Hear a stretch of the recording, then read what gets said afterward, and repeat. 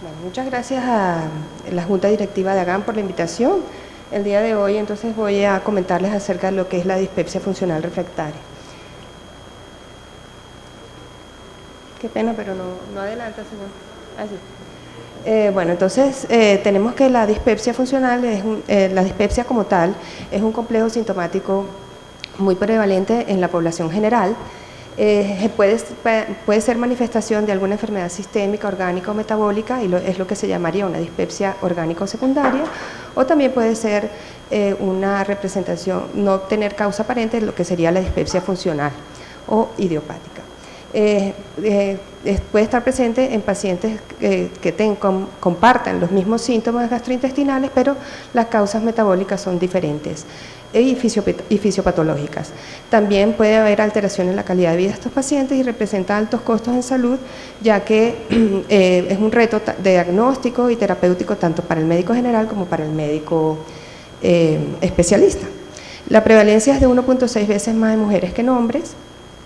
Es más común en jóvenes y tiende a disminuir con la edad. Se dice que el 25 al 40% de la población puede tener en algún momento de su vida dispepsia y representa el 3 al 5% de todas las consultas del primer contacto en Estados Unidos.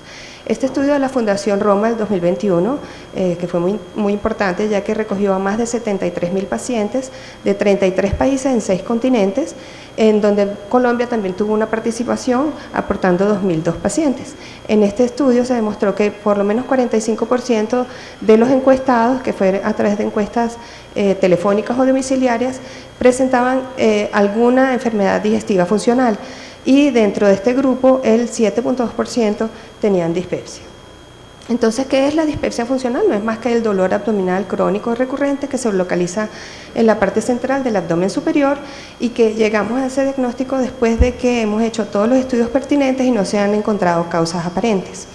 De acuerdo a los criterios de Roma, deben estar presentes uno o más de los siguientes criterios: plenitud postprandial temprana, saciedad temprana molesta, dolor o ardor epigástrico molesto, entendiéndose por molesto aquel síntoma que no es lo suficientemente significativo como para afectar la actividad diaria del paciente.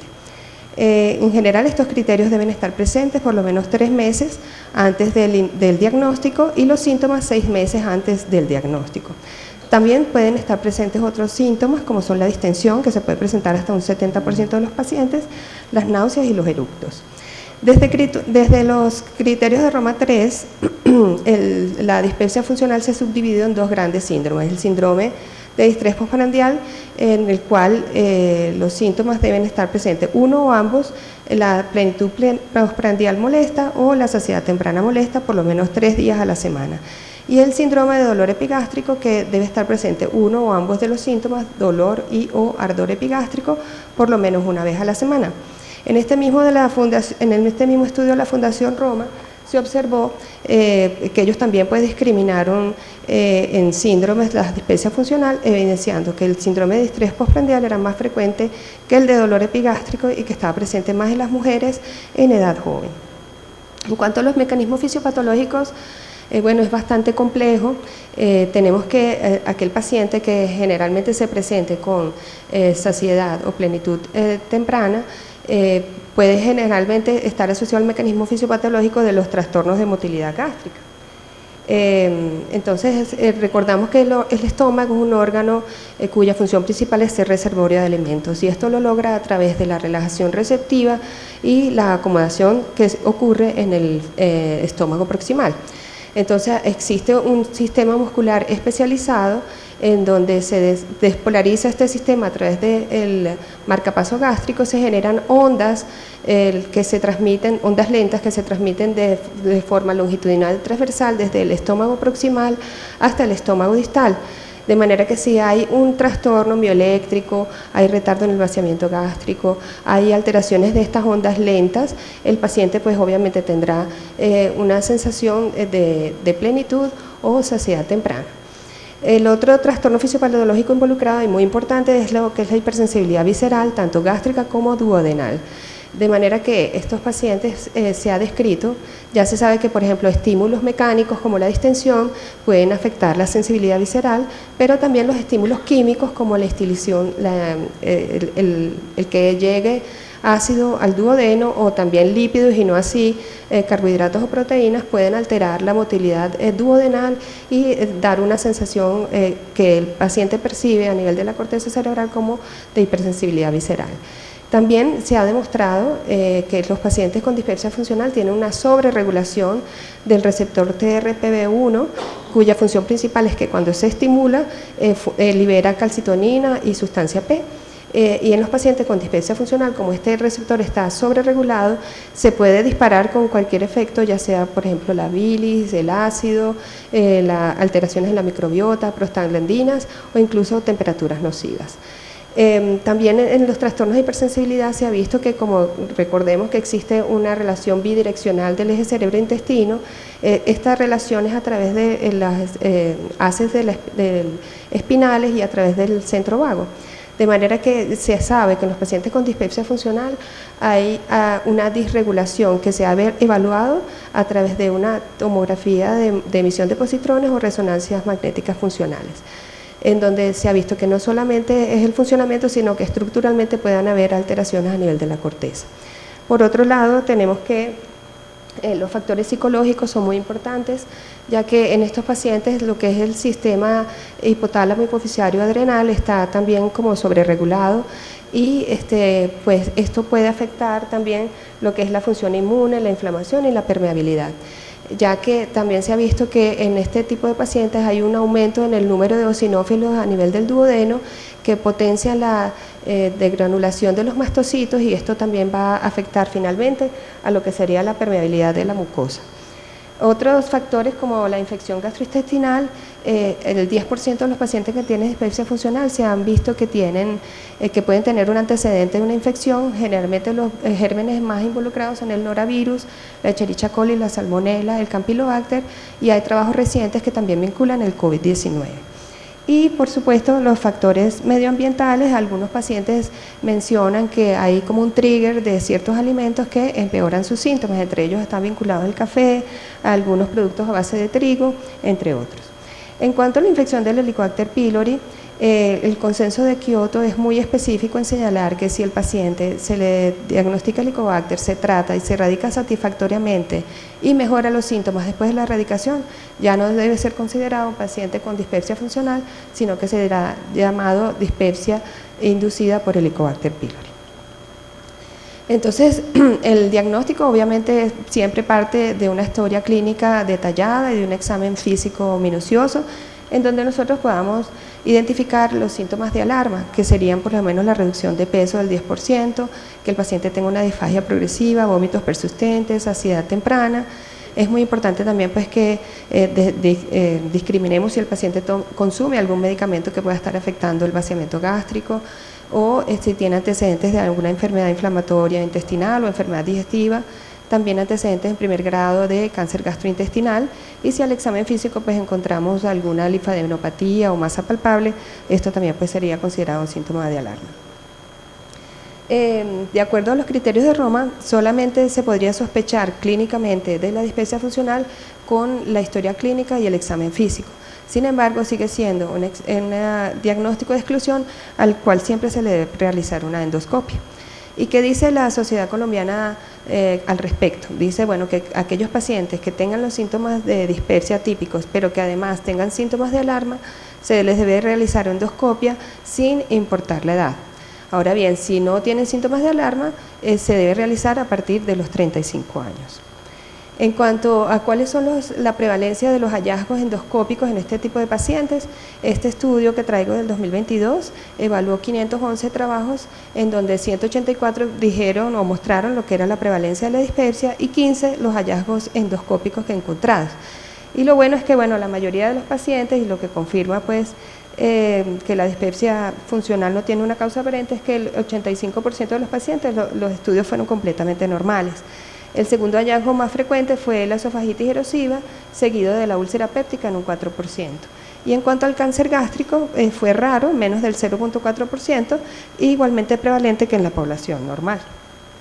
En cuanto a cómo se debe tomar las biopsias o el rol de la biopsia en los pacientes con dispepsia funcional, esta guía de la Sociedad Americana del 2015 menciona que si el paciente solamente es referido para endoscopia por síntomas dispépticos, no se deben tomar biopsias en esófago. En cuanto a las biopsias de estómago, tanto si es un paciente inmunocompetente como si es un paciente inmunocomprometido y la apariencia endoscópica es normal, se deben tomar biopsias de antro y cuervo siguiendo el protocolo de Sidney, es decir, 2 biopsias en antro de cara posterior anterior, la biopsia de incisura y la biopsia de cuerpo. En cuanto a las biopsias de duodeno, si la apariencia es completamente normal y el paciente es inmunocompetente, no están indicadas las biopsias. Ahora, si es inmunocomprometido, aunque la apariencia sea normal, desde el punto de vista endoscópico se deben tomar biopsias para descartar infecciones oportunistas o si es un paciente trasplantado para señalar si hay rechazo del trasplante. En cuanto a los métodos de imágenes, bueno, realmente no tienen un rol muy importante en los pacientes con dispepsia funcional, sin embargo, los podemos utilizar para saber o descartar que el paciente tenga alguna otra enfermedad orgánica, como por ejemplo litiasis vesicular, entre otras, ¿no?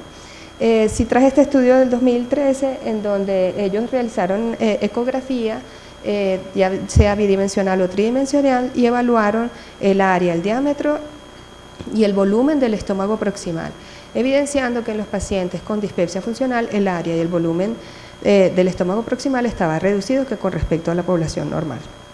En cuanto a la gammagrafía, es un estudio al cual nosotros podemos tener acceso fácilmente en nuestro medio y nos sirve para determinar si el paciente tiene retardo en el vaciamiento gástrico. Y aunque no voy a hablar mucho sobre gastroparesia, ya que después viene una conferencia al respecto, sí quiero mencionar que en los últimos trabajos se ha visto que la dispepsia funcional y la gastroparesia parecen formar parte de la misma disfunción gástrica motora. Y se vio en este trabajo del doctor Lacey del 2020, en donde el cuestionario de síntomas cardinales para gastroparesia es insuficiente para descartar o para diferenciar entre lo que sería la dispepsia funcional y los pacientes con gastroparesia. Y es que ambos, bueno, no se ve muy bien, pero ambas entidades comparten causas comunes, como por ejemplo el hecho de que puede ser secundaria a medicamentos, postinfecciosa o idiopática, y también comparten mecanismos fisiopatológicos comunes, como podría ser la hipersensibilidad visceral, que se encuentra en ambos, los trastornos de la acomodación gástrica, el retardo del vaciamiento gástrico, entre otros. Y de hecho, cuando se repite una gammagrafía en un paciente en estudio, se ha visto que se reclasifican en un 42% paciente que tenía gastroparesia pasa a dispepsia funcional, y un 37% pasa de dispepsia funcional a gastroparesia. Entonces, el objetivo del tratamiento de los pacientes con dispepsia es obviamente mantener una buena relación médico-paciente y ser muy claro con el paciente que esta enfermedad es una enfermedad crónica, que no tiene cura, que puede tener historias de remisiones y recaídas y que el tratamiento puede ser modesto, pues, o sea, la efectividad del tratamiento puede ser errático o modesto. Y que la idea del mismo es pues mejorar los síntomas, incorporar al paciente, mejorarle su calidad de vida y mejorar lo que es la parte del funcionalismo psicosocial. También pues se le debe decir al paciente que realizar actividades físicas, sobre todo las aeróbicas, tienen una mejor eficacia cuando acompañan el tratamiento convencional a cuando este tratamiento convencional está solo. Entonces, el primer abordaje que debemos realizar en pacientes con dispepsia funcional es saber si tiene Helicobacter pylori y si lo tiene, pues tratarlo, ¿no? Se dice que hay un 5% de pacientes con dispepsia que tienen infección por Helicobacter pylori y el número necesario a tratar es de 14. El síntoma que más mejora sería el dolor epigástrico más que la sensación de llenura o plenitud temprana. Siempre pues se le debe conversar al paciente sobre los riesgos de desarrollar resistencia o sobre los costos del tratamiento, y el tratamiento, los síntomas mejoran hasta 8 a 12 meses después de que el paciente se ha comprobado la erradicación del Helicobacter. Entonces, como dije anteriormente, si se comprobó la erradicación y el paciente mejoró los síntomas, ya este será una dispepsia inducida por Helicobacter pylori y no una dispepsia funcional. Cuando ya descartamos que el paciente tenga Helicobacter o recibió tratamiento para Helicobacter y no mejoraron los síntomas, entonces es cuando echamos mano a los tratamientos de primera línea. La Sociedad de Gastroenterología Colombiana menciona pues como punto fuerte a favor que no se deben utilizar los citoprotectores o antiácidos, ya que en múltiples estudios se ha comprobado que ellos son inferiores al placebo. En cuanto a si el síntoma predominante del paciente es el dolor epigástrico, entonces nosotros tenemos a la mano el uso de los antisecretores como los inhibidores de la bomba de protones. Generalmente se utilizan de 2 a 8 semanas con una disminución progresiva después de haber cumplido las 8 semanas y el número necesario a tratar es de 10. Ahora, si el síntoma predominante del paciente es la sensación de plenitud o la saciedad temprana, entonces el medicamento que debemos utilizar más bien son los procinéticos con un número necesario a tratar de 5 y bueno, tenemos varios en el mercado, los que actúan sobre la dopamina, como la metoclopramida y el levosulpiride, también aquellos que actúan sobre los receptores 5-HT3, 5-HT4 como la mosaprida. También no en el mercado tenemos los agonistas de los 5-HT4 como el tegacerot y los inhibidores de la acetilcolinesterasa como la cotiamida.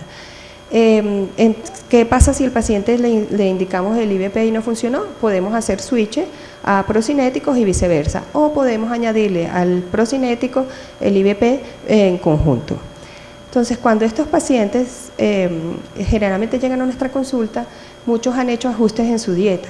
Sin embargo, no hay pruebas suficientes como para recomendar la terapia dietética, incluida la dieta baja en FODMAPs, en los pacientes con dispepsia funcional. Pero como dije, pues muchos han disminuido los lácteos, han disminuido las grasas saturadas o los productos que son con altos aditivos.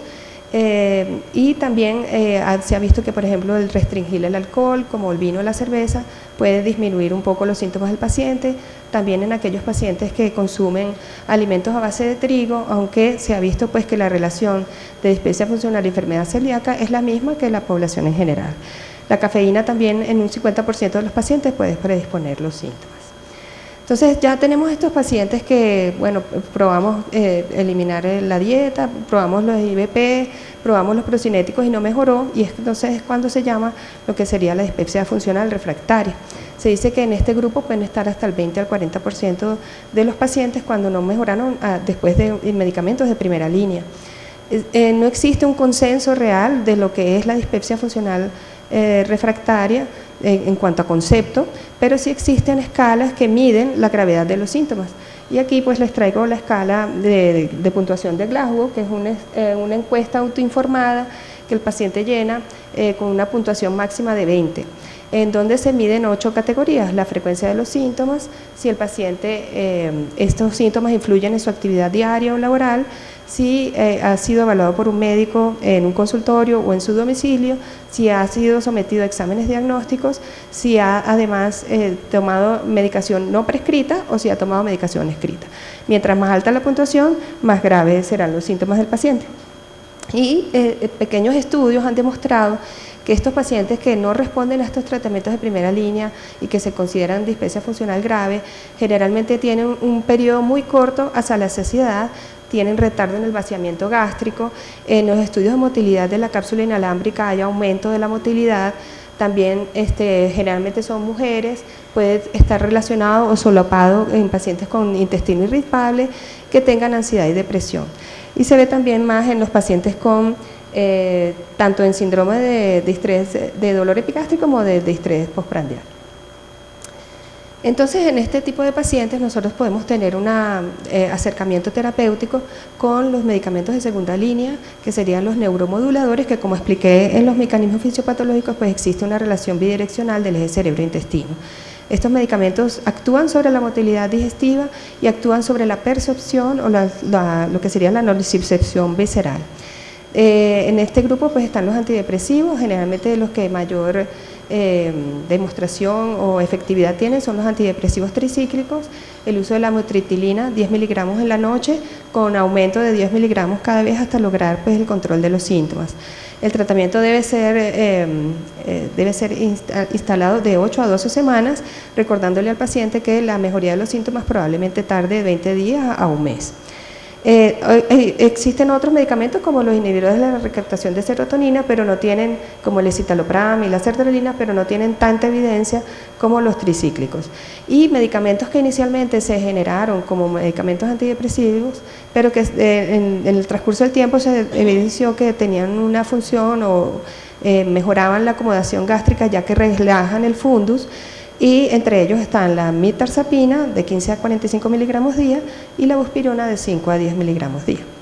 Entonces, la mayoría de los estudios controlados aleatorizados que están realizados generalmente no estratifican a los pacientes por gravedad. Entonces, son muy pocos los estudios que lo hacen y dentro de estos estudios traigo que fue realizado en el 2019, en donde evaluaron la posibilidad de utilizar gabapentina 300 miligramos 2 veces al día y omeprazol 20 miligramos comparado con omeprazol solo, evidenciando que los pacientes que tomaban la combinación, los síntomas sobre todo de dolor epigástrico, mejoraban aproximadamente un 70% con respecto a los que no tomaban la gabapentina. También el uso de estos medicamentos naturales, como es el uso del aceite de alcarabea con elementol, 1 a 4 cápsulas al día, después de las comidas. Los pacientes fueron 600 los evaluados en este estudio y se valoró que el 91% tenía mejoría en la calidad de vida, 95% de los pacientes respondía que también había una mejoría de los síntomas de forma global y 86% respondieron que los síntomas mejoraban hasta inicialmente 2 horas después de haberse tomado el medicamento. En cuanto a las terapias conductuales de intestino-cerebro, es muy beneficioso la intervención en estos pacientes cuando realmente ni los medicamentos de primera línea ni los antidepresivos han funcionado. Aunque existe evidencia de que es un tratamiento eficaz para los síntomas globales de la dispepsia funcional, la recomendación sigue siendo débil y la evidencia es baja. Entre estas terapias, bueno, tenemos la terapia interpersonal psicodinámica, la terapia cognitiva conductual, las terapias de manejo del estrés y la hipnoterapia. En términos de estudios no controlados, el abordaje de estos pacientes también ha sido, bueno, como mencioné la buspirona previamente, que actúa sobre la relajación del fundus, mejorando la acomodación gástrica, junto con omeprazol. La buspirona, entonces, de 15 miligramos se le dio a los pacientes con mejoría de los síntomas.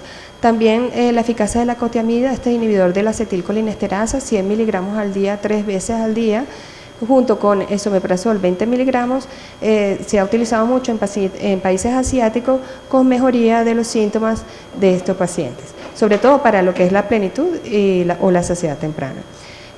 Por supuesto, unir los antidepresivos tricíclicos con las terapias conductuales mejora mucho los síntomas de los pacientes y también se pueden hacer combinaciones de neuromoduladores intestinales o cerebrales teniendo mucho cuidado de que este paciente no vaya a desarrollar un síndrome serotoninérgico que podría afectar la vida del paciente, incluso causarle la muerte. Este síndrome se ve sobre todo cuando combinamos inhibidores de recaptación de serotonina y de noradrenalina y disminuye cuando uno de estos dos lo combinamos con antidepresivos tricíclicos. El reto realmente se presenta en aquel paciente que acude a la consulta porque ha tenido pérdida de peso.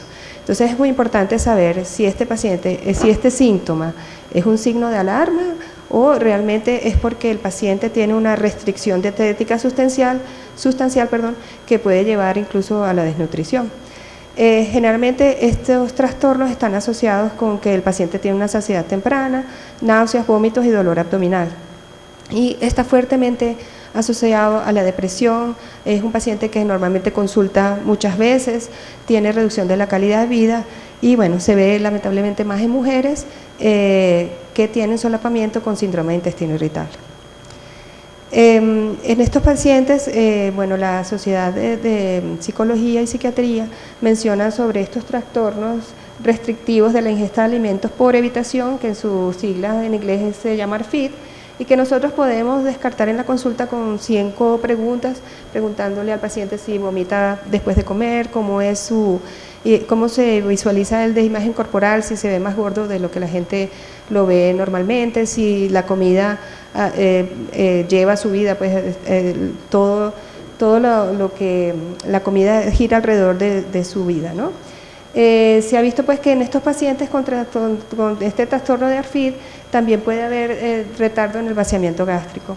Y la intervención más importante, además de la nutricional, por supuesto, va a ser con la mirtazapina, ya que mejora la saciedad temprana, mejora la calidad de vida, mejora el peso de los pacientes y también la tolerancia a los nutrientes. Por supuesto, en estos pacientes pues debemos evitar la iatrogenia. La iatrogenia más importante es que este paciente sea llevado a quirófano sin ninguna indicación pertinente. 12% de los pacientes que tienen dispepsia funcional son llevados a alguna cirugía, colecistectomía, gastrectomía o alguna otra cirugía que no está indicada realmente. Y por supuesto no se le debe indicar opioides, ya que esto peroraría el dolor, los vómitos o el estreñimiento.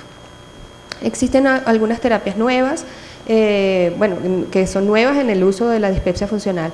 La rifaximina, ampliamente conocida por nosotros en los pacientes con intestino irritable, también ha incursionado en pacientes con dispepsia funcional. Se ha visto en trabajos pequeños, este trabajo que traigo es de Hong Kong, en donde se vio el uso de la rifaximina, 550 miligramos 3 veces al día por 10 días, en donde había mejoría, sobre todo de la plenitud postprandial y los síntomas globales. El uso de los probióticos también está un poco controvertido, aunque en este estudio mencionan estas dos cepas, el Bacillus coagulans MY01 y Bacillus subtilis MY02, el cual se le dio a los pacientes durante 8 semanas y se vio que también había una mejoría global de los síntomas, sobre todo porque hay una disminución en la señalización de las células T helper 17, y hay un aumento de las fecalobacterias. Y este abordaje me pareció muy interesante porque es el uso combinado de inhibidores de los receptores H1 y H2, ya que como mencioné en la parte fisiopatológica puede haber eosinofilia duodenal. Entonces, aunque los trabajos son pequeños, la combinación de ranitidina y loratadina demostró que en el 71% de los pacientes hubo mejoría de los síntomas, sobre todo si previamente estos pacientes tenían eosinofilia duodenal. Y esta eosinofilia pues no solamente puede estar controlada con los IVP, pero también se han desarrollado anticuerpos monoclonales que están dirigidos al Siglec-8, que está muy representado en lo que serían los eosinófilos y los mastocitos, y se ha visto que en estos pacientes el 64% que recibió esta molécula que se llama lirentelimab mejoró en un 50% los síntomas de dispepsia funcional. También, por supuesto, las terapias que se utilicen para gastroparesia, que la doctora Ana María va a explicar a continuación, también tendrán algún impacto en los pacientes con dispepsia funcional que tengan retardo del vaciamiento gástrico. Entonces termino con el algoritmo que está propuesto por la Sociedad de Gastroenterología Colombiana, recordando pues que la dispepsia funcional es un trastorno muy prevalente, de difícil diagnóstico y que afecta la calidad de vida del paciente. Lo primero que debemos hacer es saber si hay Helicobacter y si sí lo hay, tratarlo y comprobar la erradicación. Si el paciente no lo tiene o hay persistencia de los síntomas, entonces se le subdivide en los dos síndromes de acuerdo al síntoma predominante y de acuerdo a ello pues trataremos con antisecretores o procinéticos o con la combinación de ambos. Y aquí es cuando ya entraríamos a lo que sería la dispepsia funcional refractaria, que como ya dije, pues no tiene un concepto consensuado, sino de acuerdo a las escalas de gravedad de los síntomas. Si persisten los síntomas, entonces se le da los neuromoduladores, sobre todo el que mayor evidencia tiene son los antidepresivos tricíclicos, pero es recordar que tenemos la opción de la buspirona y la mitarzapina como adyuvantes en lo que sería la acomodación gastrointestinal en aquellos pacientes que tienen plenitud postprandial. Si los síntomas persisten, entonces podemos remitir al paciente a las terapias conductuales, que como mencioné, pues aunque la evidencia existe, la recomendación es débil. Muchas gracias.